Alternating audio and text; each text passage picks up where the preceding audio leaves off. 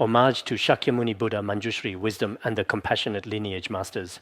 The profound Dharma is rarely encountered even in 100,000 million eons. Now that I am truly able to clearly see, profoundly hear, readily receive, and steadfastly uphold it, may I fully and completely understand the true and profound meaning of the Tathagata.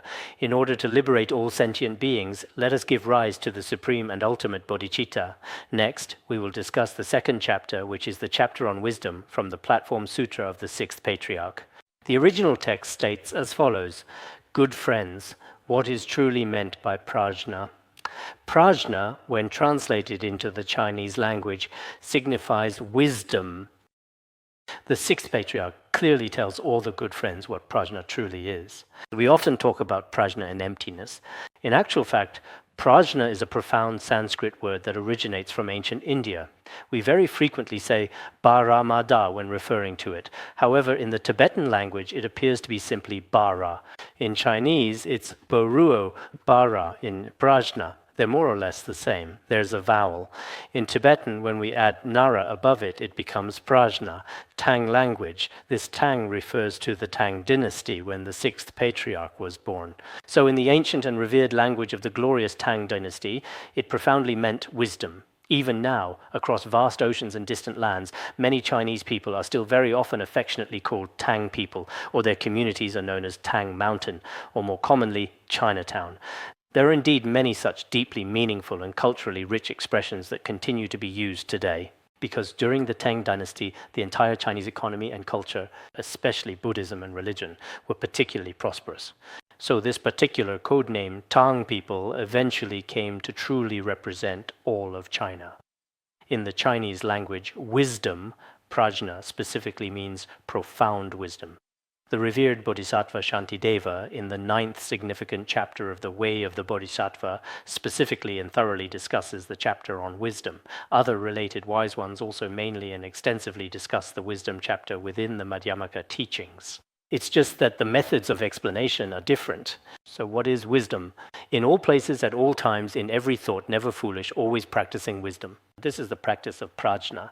Wherever you are, whether in Han regions or Tibetan regions, at all times, day, night, the 6 periods of day and night, at all times, in every thought, never foolish, your mind is not bound by greed, anger, or ignorance, nor is it bound by delusion or foolishness. All your intentions and thoughts, as they appear in the world, are wholesome thoughts. And in the ultimate sense, you fully understand the true nature of all phenomena. This kind of wisdom is called constantly practicing wisdom, or it can also be called the practice of prajna. To practice wisdom, to walk the bodhisattva path, actions that benefit others are called walking the bodhisattva path. If we walk the path of wisdom, then everything we do, every thought and every action is carried out within wisdom. In fact, a wise person is always able, whether walking, talking, eating, or sleeping, to remain within wholesome thoughts and wholesome actions, whereas a foolish person, all their actions are rooted in greed, anger, and ignorance, in unwholesome states. There is indeed a great difference between the wise and the foolish. For example, a wise person living in a house, he might listen to some teachings and all his interests are related to wisdom. If it's a foolish person, they spend all day watching all sorts of random things, listening to all kinds of things, especially those that are unhealthy for their body and mind. So there really is a big difference between the wise and the foolish. Some of our Dharma friends, for example, a few people living in the same room, but their interests and the things they do are completely different. This is related to their past lives, as well as to the education they receive in this life. A single foolish thought and prajna is cut off. A single wise thought and prajna arises. Prajna, the wisdom I just mentioned, is not like there are 2 kinds of grass outside, green grass and gray grass. It is established within the human mind. When your mind is ignorant and does not accord with the true nature and reality of all phenomena, at that time, you are said to be bound by ignorance and delusion. At that very moment, you have already completely lost your profound prajna, which is true wisdom. True ultimate prajna is a wisdom of emptiness. It is a kind of wisdom regarding emptiness. But whenever we become particularly attached to the inherent existence of any phenomenon, your prajna is already lost. When your thoughts are aligned with ultimate selflessness and emptiness, or in the conventional sense with impermanence, non-greed, and non-anger, such states of mind, these are actually manifestations of prajna. As for prajna, it arises in a single thought. On the surface, for example, if you look at two monastics, one person abides in a state of wisdom, while the other is in a state of affliction. The states of these two people are completely different. If someone has developed such prajna, they will always feel joyful in their heart and handle everything in accordance with the Dharma and reason. A person without prajna wisdom not only acts against the Dharma, but even the karma they create. In a single sentence or a single action, the karma they create can be quite frightening. On the surface, we humans all look more or less the same, basically alike. But in terms of our thoughts, there are significant differences. Some have right knowledge and right mindfulness, while others lose them, and some even commit truly frightening acts of karma. Some time ago when I was outside, I saw a thief.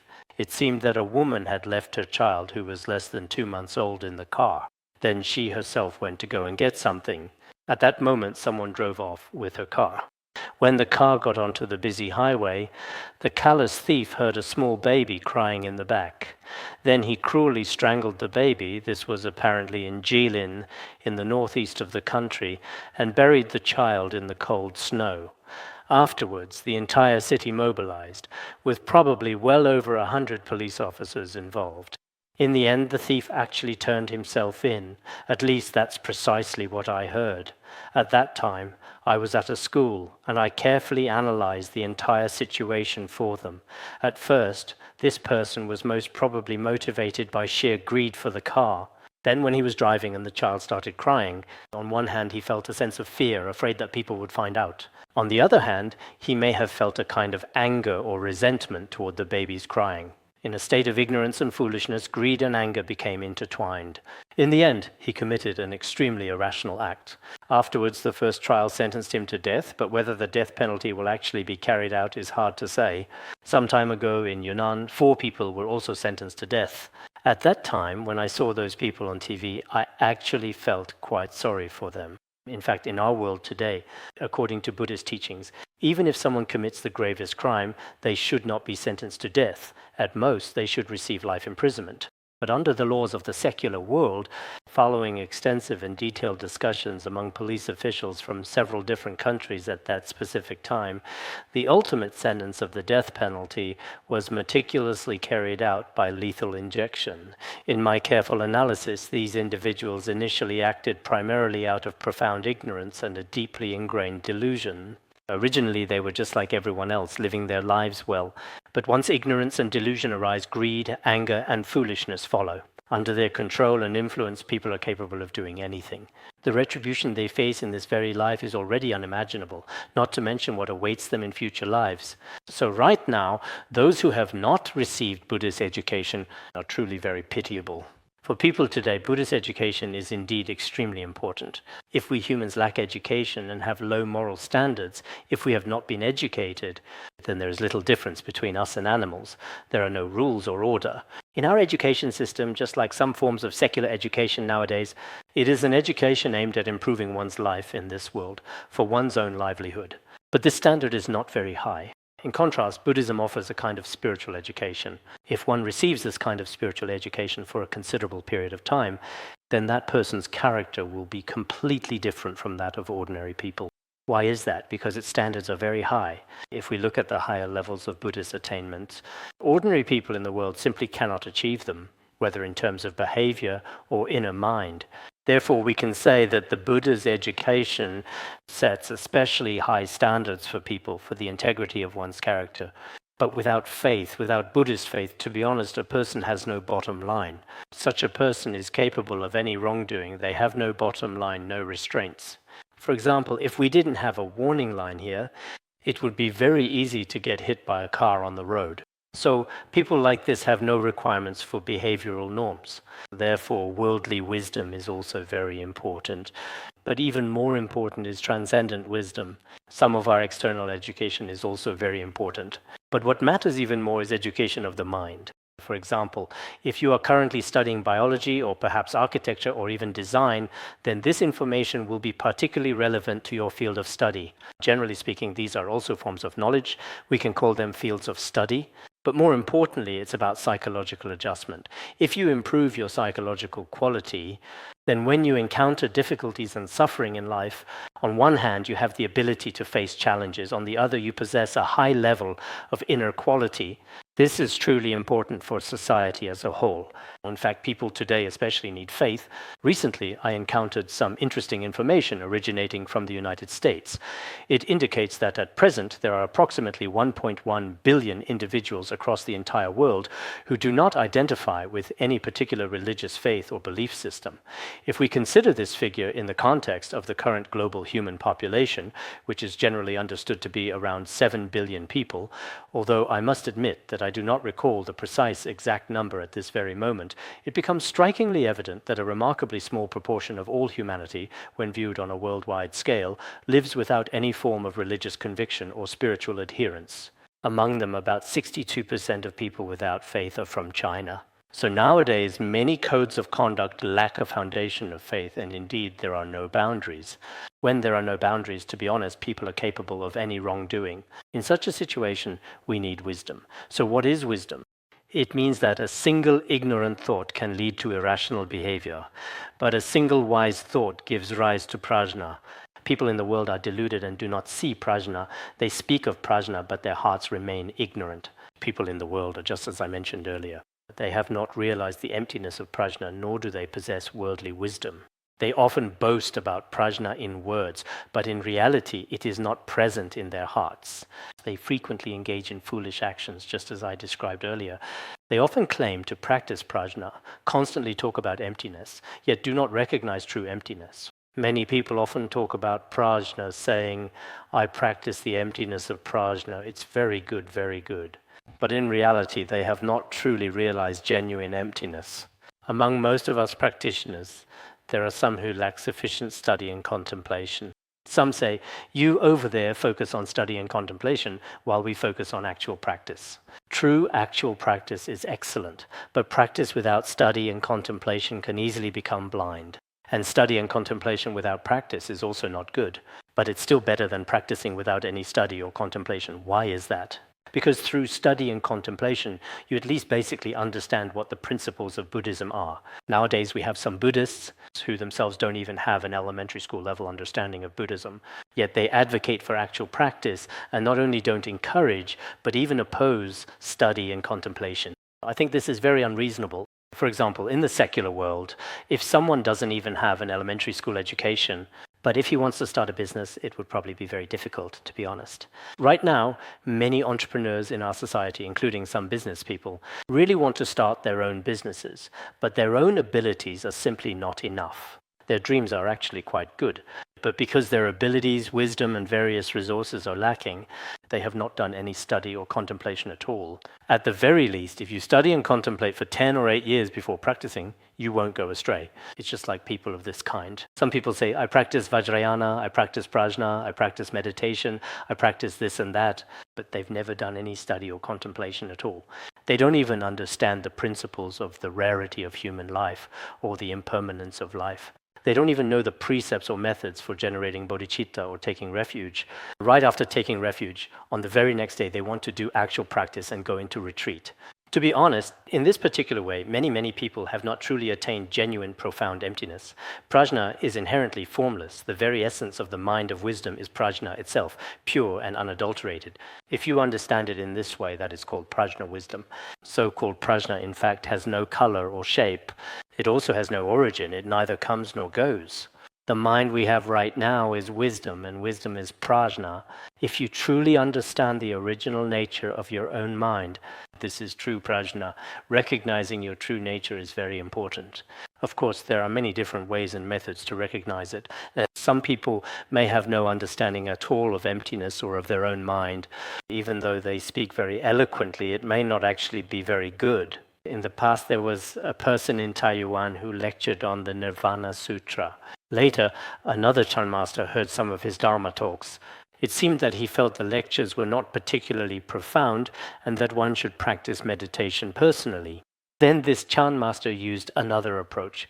He used a smile and another skillful means, encouraging him to go into retreat and engage in actual practice. Indeed, during his retreat, he attained enlightenment through the sound of a drum. Afterwards, he was especially grateful to him. So recognizing the true nature of the mind is more important than anything else.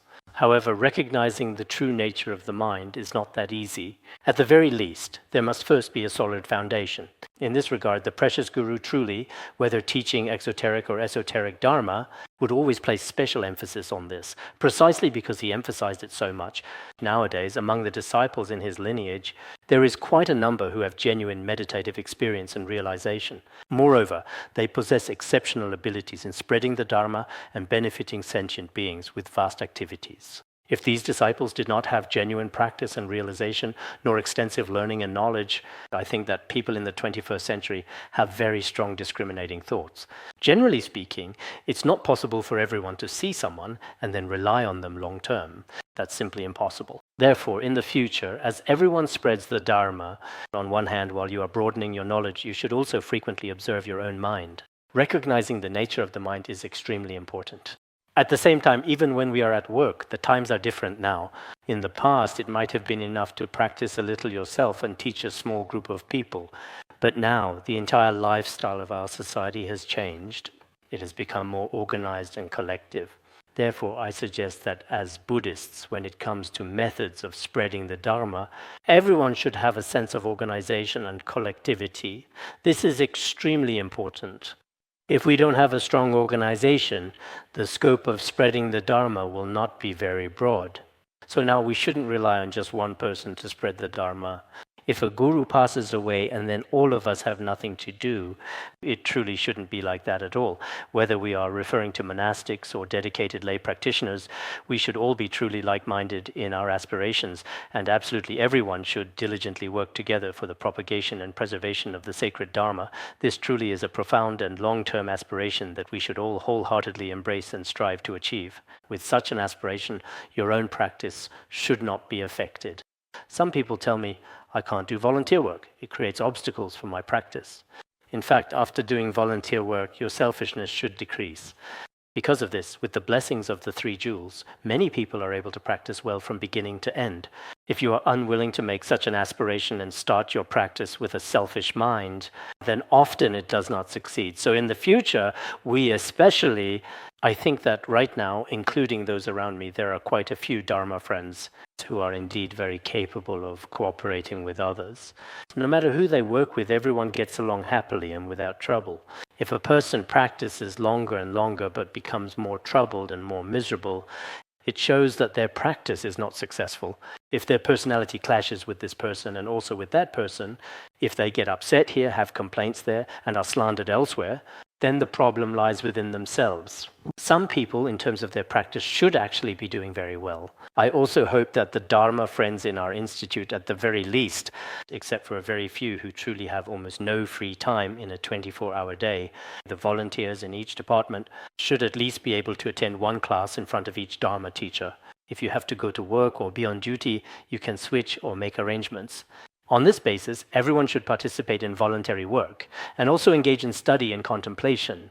Why did I mention the metaphor of His Holiness the day before yesterday? I've read the biographies of many eminent monks and great masters. Actually, the time they spent relying on their teachers was not very long, but in that short period, it truly changed their entire lives. To put it in worldly terms, like Mr. Ji Shanlin from Peking University, who studied abroad in Germany. From what I've thoroughly read in some of his detailed biographies, he extensively studied Sanskrit, an ancient and classical language. I don't remember it very clearly. It seems that he went there when he was very young. He studied Indian Sanskrit under the great masters there. From then on, it changed his entire life. He said that even in his later years, when he was quite old, he had previously been at the University of Göttingen, and he always thought, this is the path I will continue to follow in the future. I've been on this path for more than 50 years now, and I will continue to walk it in the future. Actually, we as people should have, for example, when you go to Larung, is it for this reason? Back when we held the Vajrasattva Puja, many lay practitioners would say, this trip to Larung was a great success. I asked, why? The porridge at Larung is especially delicious. If you travel from far away, take a plane and come here just to drink porridge, it's not worth it. I think that shouldn't be the main purpose. If you come here, even if it's just for 10 days or 8 days or for a year, 2 years or 3 years, On one hand, you should reflect on what you have done for the propagation of the Dharma and benefiting sentient beings. When our precious guru was studying in Shichu, he often served as a steward and also took part in volunteer work there. On the other hand, when you leave, for example, if you go to India to study and then return, when Master Xuanzang returned, how did he obtain the Dharma? No matter where each of us stays, 2 or 3 years, 10 or 8 years, however many years it may be, in the end, we should have a Dharma teaching that we can practice for life, kept in our hearts. This is very important. If not, then even if the porridge at Larung is delicious, and you drank porridge here for 7 days and then left, that is not the point either. Actually, in many places in the Han region, people drink a lot of porridge too. Maybe people want to receive blessings, but it's hard to bring water from Longchuan, so they use this water to make porridge. Maybe it's blessed by the Dragon King. Perhaps there is some profound secret meaning in it. I don't really understand. What is called paramita? This is a word from the Western language. In Chinese, it means reaching the other shore, which is explained as transcending birth and death. Just now, prajna was explained in this way. We often say prajna paramita, so what exactly is paramita? It's not the jackfruit that we eat. When we speak of Western language in this context, we are specifically referring to the ancient Indian language, which is the origin of the term paramita. This word, paramita, is deeply rooted in the linguistic traditions of India, a land that, from a historical Chinese perspective, was often considered a Western country. In the Chinese language, the translation of paramita carries a profound and significant meaning. It signifies crossing over, implying a journey or transition. More deeply, it means reaching the other shore, which metaphorically represents the ultimate liberation from the cycle of birth and death, a state of complete freedom. As for true prajna, the prajna that is beyond words and thoughts, unborn and undying, is like the essence of empty space. It is the individually realized wisdom of the noble ones. To the mother of all Buddhas of the 3 times, I pay homage. This means it has an inconceivable significance. It is unborn and undying, just like empty space. It is the individually realized wisdom of the noble ones. This is what is called prajna, or emptiness. When one clings to phenomena, birth and extinction arise just as waves form on water. This is called this shore. When one is free from attachment to phenomena, there is no birth or extinction, like water flowing smoothly and continuously. This is called the other shore, hence the term paramita. If we become attached to external objects such as sights, sounds, smells, tastes, and so on, then birth and extinction arise just like waves forming on water. Whether it's the ocean or an ordinary river, waves arise in the same way. This is called samsara, also known as this shore. This world of ours, or worldly dharmas, can also be explained in this way. If one is free from all external objects, sights, sounds, smells, tastes, and so on, if there are no objects, then there can be no subject either. When both subject and object are absent, everything is without birth or extinction. There is no arising or ceasing. This is the truly flowing water, the very essence of water itself. We use the ocean and its waves as a metaphor for this. This is called the other shore, which is to say reaching nirvana. This shore and the other shore. This shore refers to samsara, and the other shore refers to nirvana. Reaching the other shore, that is the meaning here. These two, this shore is samsara, and reaching the other side is the other shore. By recognizing the true nature of our own mind, we can fully understand the true face of samsara. This state, reaching the other shore, is called paramita. This is what paramita should mean. Therefore, it is called paramita. Therefore called. This is not a Buddha's name. The phrase, therefore called, just means called such and such, whereas Buddha name refers to the name of a Buddha. I've seen that on the Living Buddha certificates issued by the Chinese Buddhist Association for Tibetan Buddhism. When they mention the previous life of the living Buddha, they write Buddha name so-and-so, and for this life, so-and-so. For example, if I were a living Buddha on my Living Buddha certificate, my current name would be listed for this life, and the name of the living Buddha from the previous life would be preceded by Buddha name. I would say that this use of Buddha name may not be entirely correct, even though it's written by the Chinese Buddhist Association, because when we talk about Buddha name, we mean the name of Shakyamuni Buddha, the name of Amitabha Buddha. Maybe they're saying that the living Buddha's previous life was truly a Buddha, and today this Buddha has come to life again. Perhaps that's precisely what is being referred to when people speak of his previous life's Buddha name, a significant spiritual designation. Here, when we articulate and say therefore called, for instance, when we refer to paramita, which signifies perfection or the crossing over to the other shore, this is the fundamental principle and the manner in which such concepts are understood and expressed. Good friends, when deluded people recite orally as they recite, there is delusion and there is error. If each and every thought is put into actual practice, that is truly called one's true nature. Those who realize this teaching, the Dharma of Prajna, those who practice this conduct, this is Prajna. If you don't practice, you are ordinary. With a single thought of practice, you equal the Buddha. Confused people who haven't awakened frequently recite emptiness, Prajna.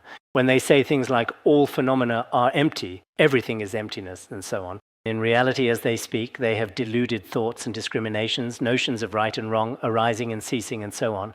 If each thought is put into practice, if every thought is prajna, whether recited aloud or remembered in the mind, all of it abides within the emptiness of prajna, which is unborn and unceasing. This is called true nature. If one realizes such a nature of Dharma, that is truly the Dharma of Prajna. In any aspect of our daily life, all phenomena are without arising or ceasing, like the state of empty space. This is a kind of awakening, and even ordinary people can have such an awakening. It's not that we have to reach the lofty level of a Buddha or a Bodhisattva. Even in our worldly existence, just as Mipham Rinpoche explained in The Beacon of Certainty and other related treatises, there is also a similar kind of awakening, a true recognition of the nature of mind. Continuously engaging in such conduct is called the practice of prajna. If you neither recite prajna in your mind nor with your mouth, if you spend all day watching and engaging in all sorts of unlawful activities, this is called the ordinary person's recollection, and such actions are the conduct of ordinary beings. If you practice single-mindedly, then you are equal to the Buddha. For example, when we meditate on Amitabha Buddha, as I have mentioned before, the very thought, the profound contemplation of meditating upon Amitabha Buddha can, in its essence, actually be truly called Buddha. The sincere intention, the deep visualization of the Buddha's form and presence can indeed be rightfully regarded as Buddha. Furthermore, in terms of its outward appearance, its manifest form, it can completely and unequivocally be called Buddha. We can also often reflect, and in the process of reflection, of course, some teachers may have stricter requirements for us, while others are more relaxed. But no matter what, recognizing the true nature is very important. In the past, in Chan Buddhism, there was a master named Chan Master Tianchi. When he went to study under Chan Master Daoyi, that master was especially strict with him. He was not allowed to look at anything, nor was he allowed to listen to anything. One time, he overheard some other monks talking in the corridor. When he listened, the master was very displeased and immediately started hitting him with his fist, beating him. "What are you listening to? You're not allowed to listen." Another time, he saw a few other monks making and measuring clothes over there. When the disciple looked, Chan Master Daoyi sternly scolded and physically disciplined him once again. He was emphatically required not to look, not to allow any thoughts to arise about it, not to cast his gaze upon it, and absolutely not to listen to any sounds. Later, he kept reflecting on this. It seems that during those 5 years, he didn't even wear a cotton-padded jacket in winter. Maybe it was quite cold where they were, and he endured such ascetic practices. Later, he often used a method of investigating the Watu, constantly asking, "Who is it? Who am I?" With this mind always turning inward to observe himself, he eventually attained enlightenment. So in our daily lives, if we can truly observe our own minds, where exactly am I? We can also use the Madhyamaka or middle way approach to observe the so-called self. Or when you settle your mind using meditation, does this so-called truly existing self actually exist? At this point, you can completely discover the answer. In fact, all sentient beings in the 3 realms of samsara are truly pitiable. The attachments we have now, the things we currently consider valuable, in the end, not to mention at the time of death, even at different stages of life in this world, we feel that at every age, every day's experience, ultimately, is also not real. The only true reality and the real truth is the original face of the Dharma realm. If we quiet our minds and repeatedly observe our own minds, we will understand. Honestly, from a logical standpoint, it's not very difficult. If we rely entirely on practice, realization, and enlightenment, all afflictions dissolve into the Dharma realm. But without a certain level of practice, this is quite difficult. So first we should consider what is true practice. And this kind of spiritual practice can truly be said to be equal to the Buddha within oneself. Therefore, some dedicated practitioners should strive to do this exceptionally well. No matter what kind of life circumstances they find themselves in, they will continue to practice diligently and with unwavering devotion. Next, I'll talk about the following section. After finishing this part, today's session will be complete. Good friends, an ordinary person is the Buddha, affliction is Bodhi. A deluded thought is an ordinary person, an awakened thought is a Buddha. A thought attached to phenomena is affliction. A thought free from phenomena is Bodhi. I have actually used this many times before as well. In fact, this statement is very similar to some of the profound principles in Vajrayana Buddhism. You could say they are essentially the same. Literally speaking, an ordinary person is actually a Buddha, and affliction is actually Bodhi. The thoughts before one has recognized this are actually deluded and can be called those of an ordinary person. Later, through the direct pointing of a spiritual teacher, the state one realizes is that of a Buddha. When the previous thought clings to the object, that is affliction. When the subsequent thought lets go of the object, that is Bodhi. This is exactly the same as what is taught in Venerable Longchenpa's Finding Comfort and Ease in the Nature of Mind. What is explained there is completely identical. All scriptures on ultimate truth also teach this profound and fundamental way. They emphasize that ordinary people and noble sages are inherently and fundamentally equal, with absolutely no distinction of higher or lower status, value, or spiritual standing. Ordinary people and sages are equal, with no distinction of high or low. This is explained very clearly here. In Vajrayana, it is taught that the 5 poisons, greed, anger, ignorance, and so on, are afflictions. We say they are Akshobhya Buddha, Ratnasambhava Buddha, Amitabha Buddha, and so on. When this is said, some people slander Vajrayana. They think Vajrayana emphasizes desire or is like the sexual tantra schools and so on. In fact, such statements show that they do not even understand their own Chinese Buddhism. When one reaches a higher level of realization, as described in Vajrayana, it is free from grasping, rejection, defilement, purity, and impurity. Can ordinary worldly people reach this state? They have not reached it. Therefore, in ultimate reality, we are Buddhas. Every sentient being possesses Buddha nature. This can also be said. Or we can say that the very essence of our present mind is Buddha. When I recognize its true nature, Buddha is already manifest. Why do we say that ordinary beings are Buddhas? We must understand its true nature. If we recognize it, we become Buddhas. Previously, in my treatise on dispelling doubts in esoteric Buddhism, I cited scriptural evidence for afflictions are Bodhi. This is also quite common in Chinese Buddhism. Because nowadays, some people, on one hand, in esoteric Buddhism, there are often practices like subjugation, union, and so on. Some people are somewhat skeptical about these. And there are also terms in esoteric Buddhism like attaining Buddhahood in this very body. Some eminent masters and certain people in China do not really accept this, and some even slander it. But these principles, if you don't have a clear understanding of the specialized Buddhist terminology, then not to mention esoteric Buddhism, even exoteric Buddhism is very difficult to explain. Of course, the principle of afflictions are Bodhi. If we are able to continue discussing the great illusory net, luminous essence in the future, here, Mipham Rinpoche cites many scriptural proofs from the exoteric tradition. It seems that we have already referenced these. We discussed them last year, using many examples at that time. For instance, demonstrating that afflictions are the seeds of Bodhi, that afflictions are the relics of Bodhi, and so on. It has already been explained here that afflictions truly are Bodhi. And the only difference lies in whether one recognizes this or not. It's possible that in one moment you are an ordinary being, but in the very next moment you immediately become a Buddha. This is also found in the exoteric tradition. Have you seen it? The Kashyapa attends the Buddha's Parinirvana Sutra. Later, when the Buddha entered Parinirvana, Venerable Kashyapa arrived there. Venerable Ananda was especially heartbroken, saying, "The Buddha has already passed away. What should we do now?" When he saw Venerable Kashyapa, he was especially heartbroken. At that time, there was an old bhikkhu named Bahu. This old bhikkhu seemed to be gloating and was very happy. He was called the elder bhikkhu Bahu. He tried to persuade Ananda not to cry, stopping him and telling him not to cry. Now is not the time to cry, since the Buddha has already entered Parinirvana. When the Buddha was here, this wasn't allowed, that wasn't allowed, and we had to endure a lot. Now that he has passed away, haven't we gained our freedom? Then there won't be any more trouble. It's great. Some of our Dharma friends also often say, it's great that the Guru is gone. He won't criticize us anymore. This is the same kind of thinking. I heard someone say, "Oh, what should I do? The guru has left again." It's truly wonderful that he's finally gone. He certainly won't criticize me anymore, and I absolutely don't have to attend those tedious classes, and I can peacefully sleep in for as long as I desire. At that particular time, the Venerable Bhikshu Pohor seemed especially and remarkably happy indeed. However, the celestial beings, the Devas, were profoundly displeased by his actions and were actively preparing to restrain and bind him. It was at this critical juncture that the revered and wise Venerable Kashyapa, with his profound understanding, intervened and successfully prevented the other Devas from interfering with him.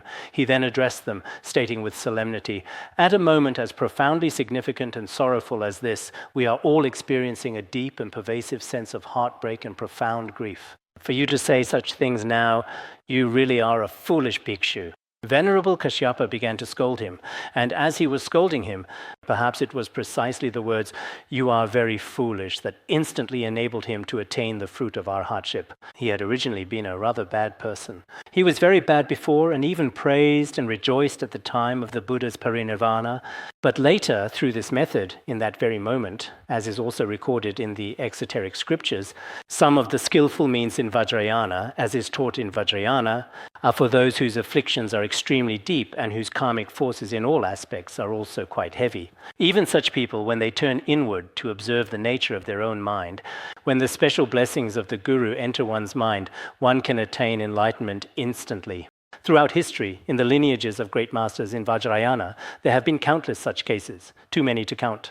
There are also many esteemed Chan masters within the Chan tradition who, in actual fact, possess a similar and effective method.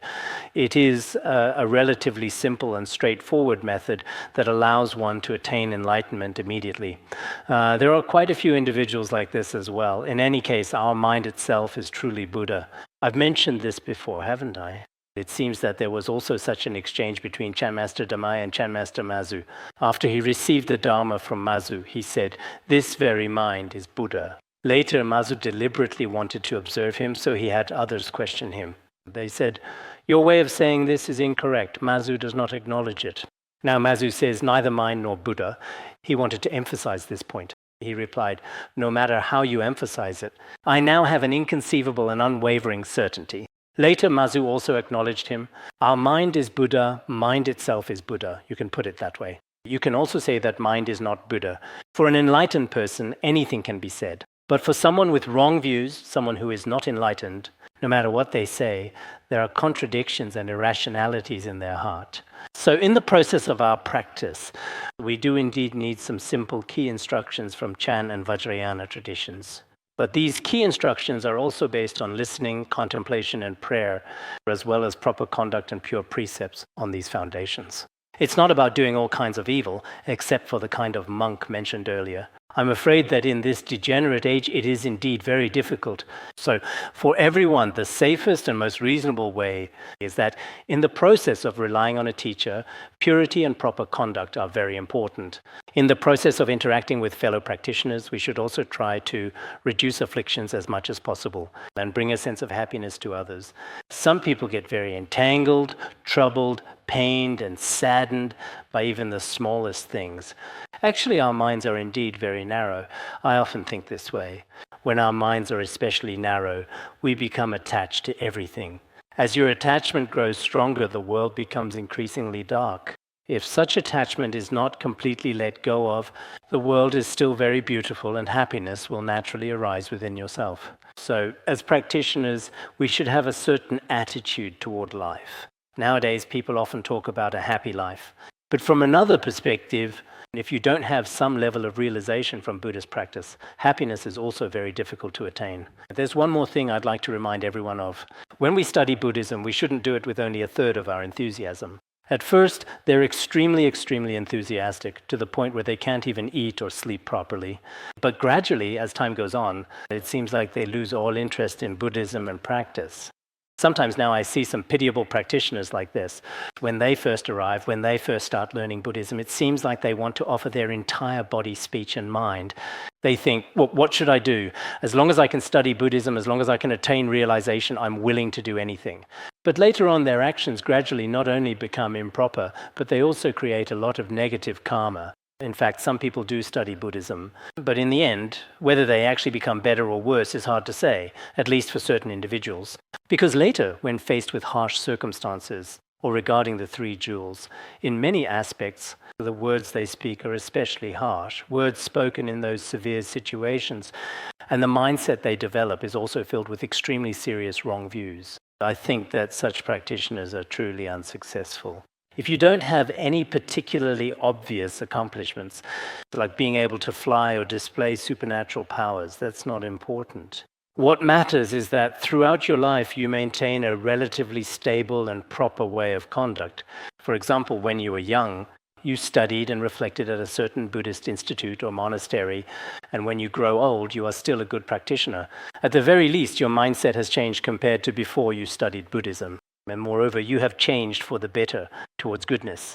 It's not that you used to have a lot of faith, but later on it seems like you no longer recognize any of it, not even acknowledging Buddhism or even the great masters and eminent monks. If that's the case, then your practice has truly failed and all your efforts have been wasted. I think that as practitioners, we should hope. Sometimes when I talk to you, it seems like I don't have the qualifications to examine myself either. Sometimes I think I should have this qualification myself. From when I first came to the Institute to now, in terms of my mindset, whether it's my understanding of Buddhism or my insights into life, and even my realizations about the nature of emptiness, you could say, from all these aspects, it's not that I haven't had any awakening or insight at all. There should be some path, some level of realization or understanding, but some of these realizations can be spoken about while others cannot. In any case, as practitioners, we people in the world also need to talk about our own development and progress. Nowadays, society often talks about sustainable development. This has already become a particularly prominent topic, both domestically and internationally. When we hold academic seminars, we also use this term. But this refers to worldly sustainable development. As Buddhists, however, we talk about the sustainable development of our inner state. This requires a kind of development. Only if it is better than before can it be called development. It's not that when you first started learning Buddhism or just became ordained, you had great faith in your guru and the three jewels and were especially diligent in your practice. But then gradually you become like the child of a crow. What is the child of a crow? At first it's rather white, but gradually it turns black. In the end, there's not a single white spot left on its body. It's all black. If we practitioners end up like this, honestly, it's sad and pitiful. If we don't have any significant development, we should at least have some progress or maintain a sense of balance. That would still be acceptable. So throughout my life, I've seen many practitioners. Some people keep progressing upward from a young age. Some go up and down, just like an electrocardiogram. Sometimes they're happy, sometimes they're in pain, sometimes they're joyful. It's just like that. Some people maintain a relatively balanced state, making a bit of progress upward. Some people, little by little, seem to be on a downward trend. So among these lines, I hope you observe which line you are on. See how you can change your path in the future. All right, I'll stop here.